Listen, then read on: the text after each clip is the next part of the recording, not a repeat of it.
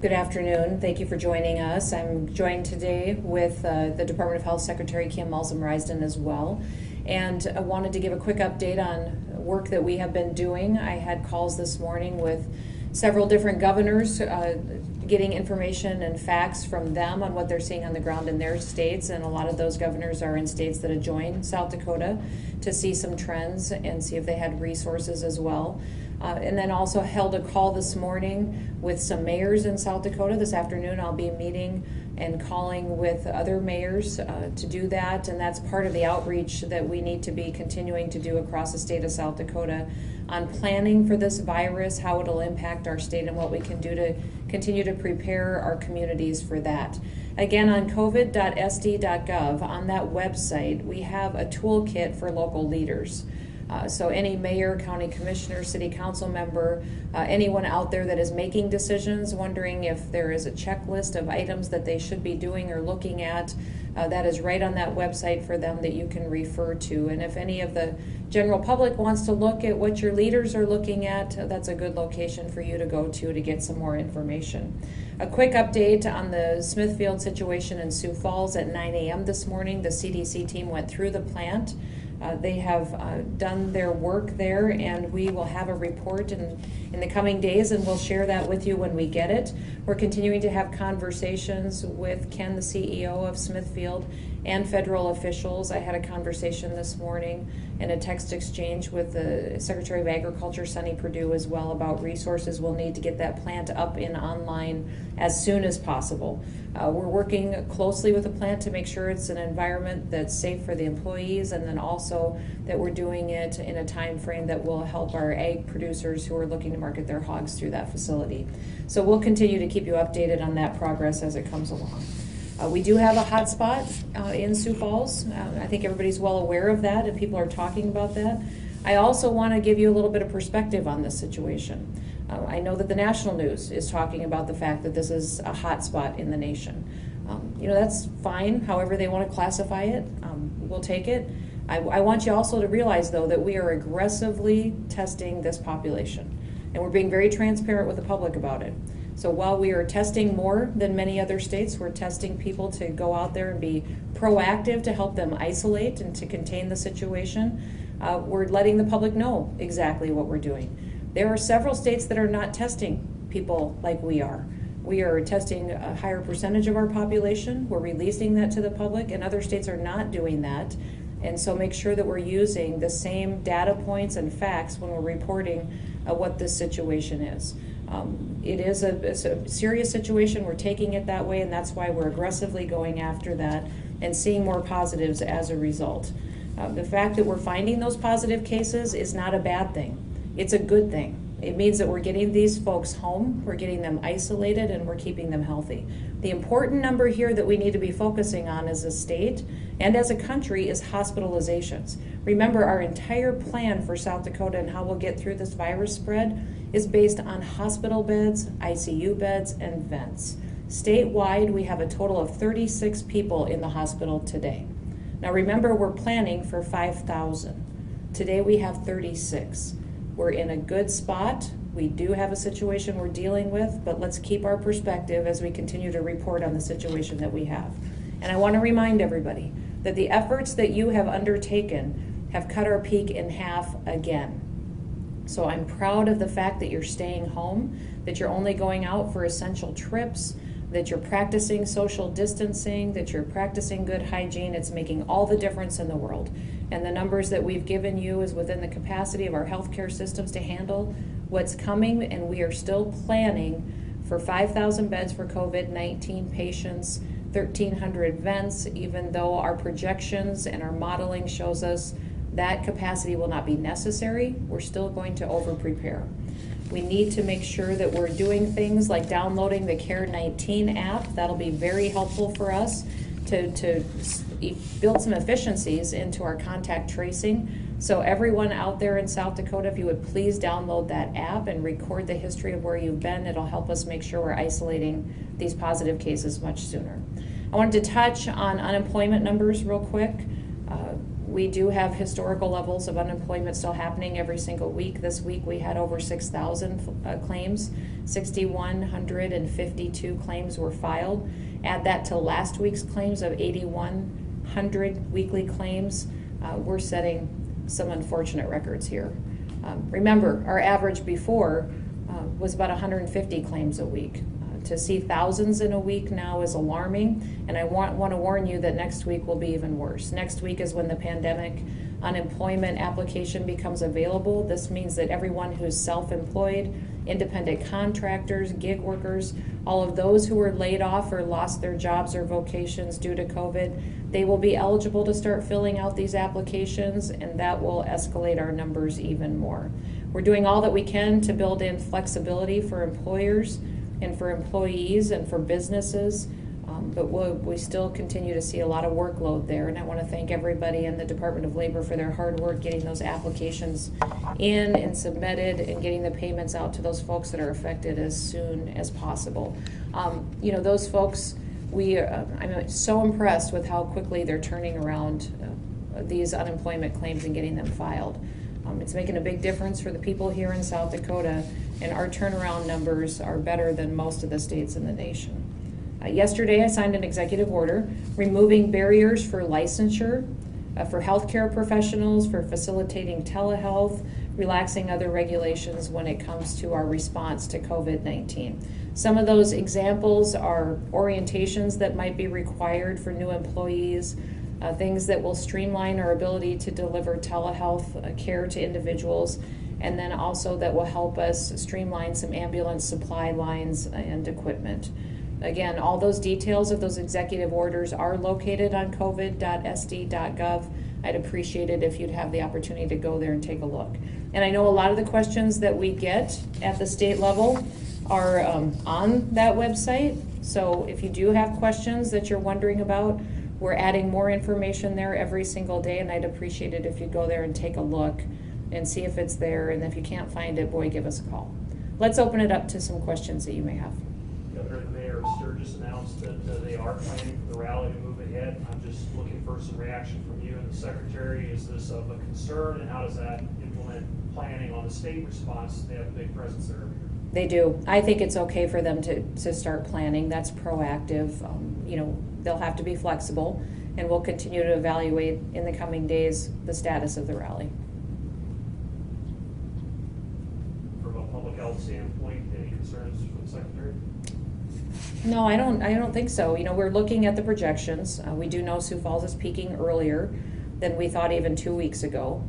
So I think to proactively plan for the rally is fine, knowing that we may have to adjust it or address it in the coming days. But literally every day things are changing. Our modeling's changing. Even if we get therapeutics, if we get the ability to stop this virus as far as spreading, we may be in a different situation by the time we get to July. So obviously the rally is held later in August, and we'll continue to have conversations with the local community.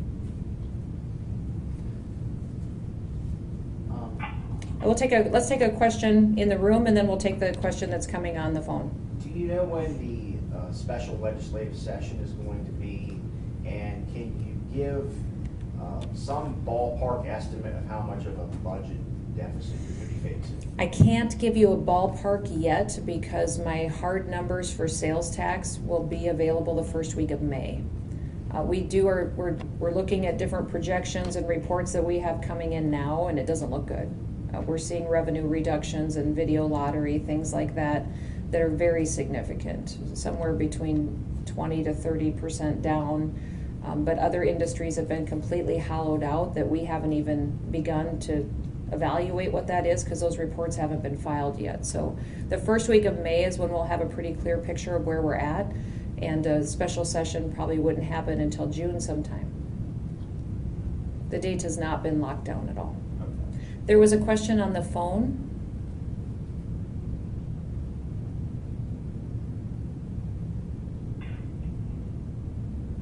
Maybe not. Other questions?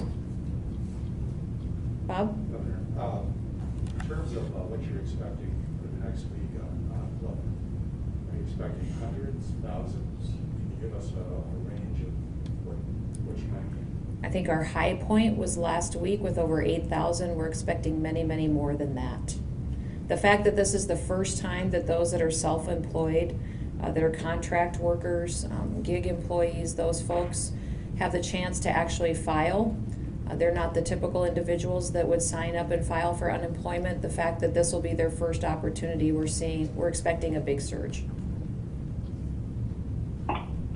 Governor JP at KORN News Radio. Sure, JP. Do you have a contingent of state officials working alongside the representatives from the Centers for Disease Control in touring the Smithfield plant? Yes, they are there with CDC. We have state officials. There is some folks from the city, I believe, that are with them as well in conducting their operations. They'll give us a report, and when we get that report, we will share it with you. Thank you. Further Okay, question? Riley Center. Yep, go ahead on the phone. Yeah, going back to unemployment and funding and everything, how's the state doing fund-wise with any loans, the governor's relief funds, that kind of thing? Well, the Governor Noem Small Business Relief Fund, we approved more applications this morning. Every morning we go through the applications that have been vetted through the Economic Development Office, and then the executive team takes a look at them as well. We're getting hundreds of applications and approving those so we can get the money turned around as quickly as possible. So, there is resources there. I would encourage you that if you are a small business in South Dakota that's struggling to pay your utility bill, to keep your doors open, to pay rent, and you have a model that shows that the virus has definitely impacted your business, please reach out to us. There is resources there. We will help you get through this situation and make sure you have an opportunity to stay in business, keep your employees employed, and can continue to make South Dakota your home and pursue your dreams. That really is why that fund was put there, and it is going out, and all of that is something that's incredibly important for folks to know, that there is a light at the end of the tunnel. We also have information for the Small Business Administration loan, so if people are worried and wondering about that, we can help them coordinate that. Of course, the congressional delegation can be helpful in getting you information on the stimulus bills and that you may be eligible for, and the Small Business Administration bills, and then also the PPP, the Payroll Protection Plan bill, was something that came from the federal government that they will be able to answer questions on as well. Follow-up questions with that. Okay. Oh, sorry, go ahead. No, let's do the question on the phone, the follow-up, and then I'll go to Patrick in the room. Okay, with the SBA saying that they're out of money for now, what does that mean for maybe people relying more on state funding or looking for that intermediary until more SBA loans can be passed down? Yes, that is one of the reasons that that loan was set up quickly by the legislature at our request, was so we could get money out to those that were suffering as soon as possible. So with the SBA loan process and payroll protection plan process potentially not having enough revenue in it right now, the state can turn around some money quickly. It's small dollar amounts. These loans are going to be from $5,000 up to $75,000. So it's not huge loans, but it is something that can be helpful to paying bills to get through a couple of months, to get you back online and making sure that you're cash flowing. Okay, Patrick. Thank you. The president this morning said that he was reaching out to all 50 governors and talking about opening up the nation and the recovery. Can you give us a little bit of detail on that, if that call happened, and what's being discussed, and maybe touch on planning down the road for opening back up?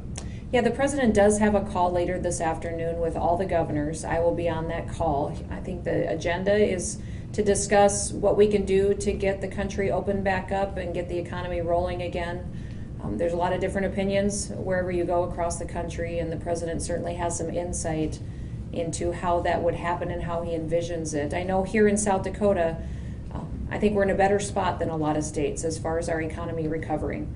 We've given our businesses an opportunity to be innovative. They've had the opportunity to still deliver services to their customers while protecting their employees and complying with my executive order on how to conduct social distancing in their businesses and facilities.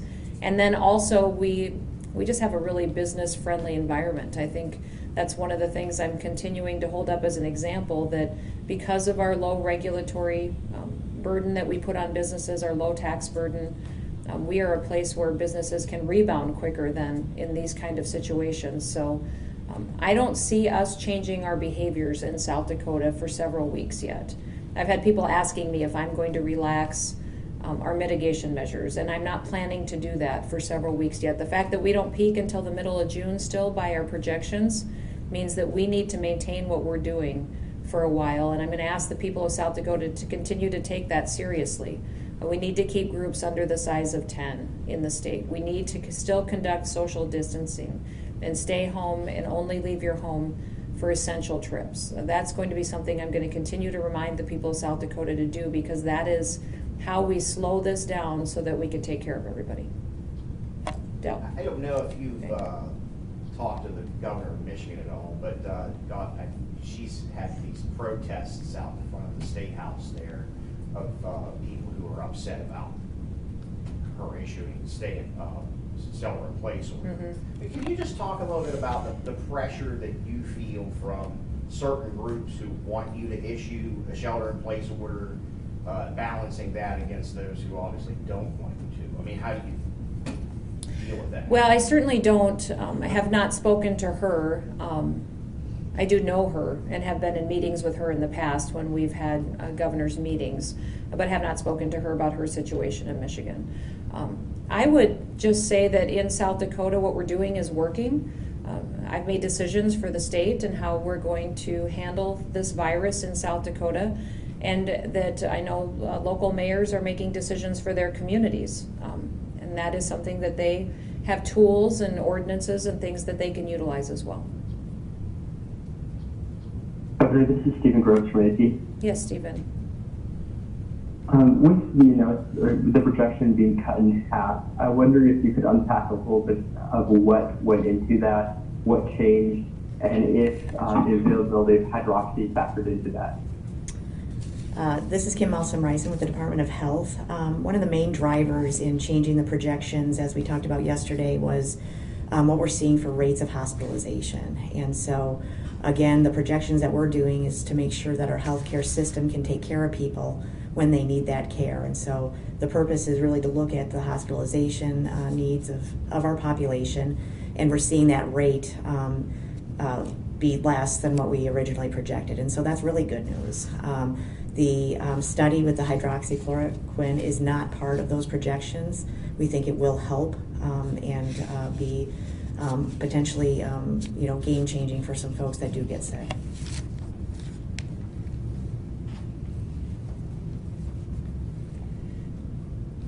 Any further questions? Governor Yes, I JP, have a question on the phone. Okay, let's go to JP first, and then we'll take the second question. thank you, Governor. I was wondering, has there been any thought given to placing a moratorium on evictions during this COVID-19 crisis?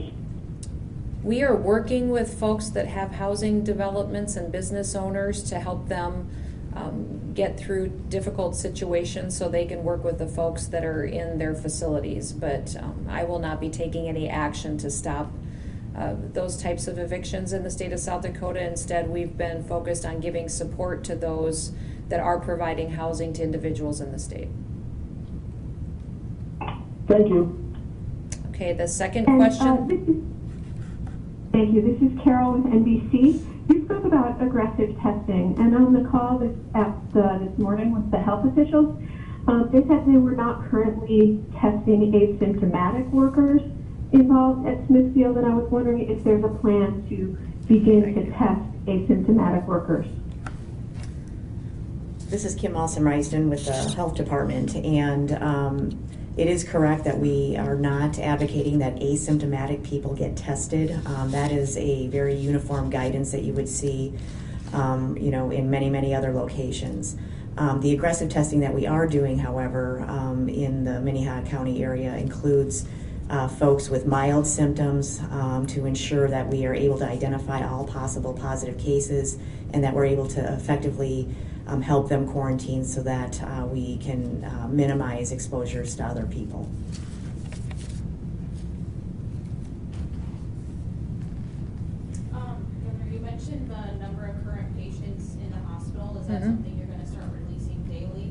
we're going to do our very best to release the number of people that are in the hospital currently on a daily basis. We think because we've put out projections on what we would need for hospital beds, you know, at our peak date in South Dakota, that's important information for everybody to have, is how many of those beds then currently are being utilized and how many do we still have available. Yep.